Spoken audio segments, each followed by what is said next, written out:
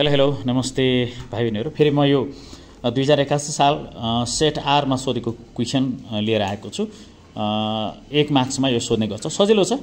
अघिको प्रश्नमा तपाईको मध्यिकाको ठाउँमा मध्यक दिएको थियो 23, अहिले मध्यिका दिएको छ। अघि मध्यक दिएको थियो, अहिले मध्यिका दिएको छ। बहुलक जहिले पनि हुन्छ हैन। अब यस्तो अवस्थामा अब अघि मध्यिका पत्ता लगाउनु पर्ने थियो, अहिले मध्यक पत्ता लगाउनु पर्ने छ हैन। जे भए पनि हाम्रो फर्मुला चाहिँ एउटै हो, हियर। अब यसलाई म सोलुसन गर्छु। तपाईको मध्यिका MD = 23, त्यसैगरी बहुलक MO = 25। ठीक छ। we know that MO = 3MD - 2 mean। Okay. अब माथि दिएको भ्यालुहरु यहाँ राख्ने हो, अरु केही पनि गर्नु पर्दैन।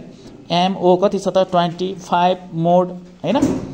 3 को 3 फर्मुलाको 3 आयो। MD भनेको मिडियन हो, इन्टु 23 आयो हैन। -2 मिन को भ्यालु त पत्ता लगाउनु पर्ने हो, त्यसकारण x बार मैले लेखे हैन।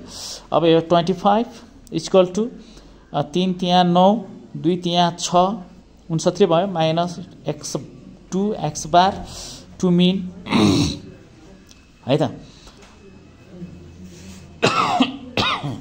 अब यो 2x बारलाई यता ल्याउँछु म। 2x बार बराबर 69 यता ल्यायो, -25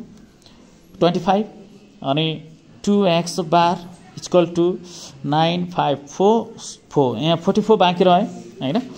त्यसपछि x बार = 44। यो 2 लाई हामी यहाँ मुनि ल्याउँछौं, 2 हैन। x बार बराबर तपाईको 2 दुना 4, 2 दुना 4 भनेपछि 22 आयो। भनेपछि मध्य कति रहेछ त 22 रहन्छ। यति तपाईले गर्नुभयो भने तपाईको 1 मार्क्स एक्जाममा आयो। यो 2081 को सेट आर मा गरेको क्वेशन हो।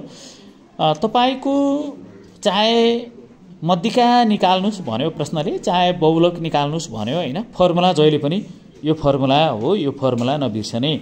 मोड = 3MD - 2 मिन भन्ने छ। यो क्वेशन चाहिँ कहिले पनि तपाईको निकालिराख्नु पर्छ है त।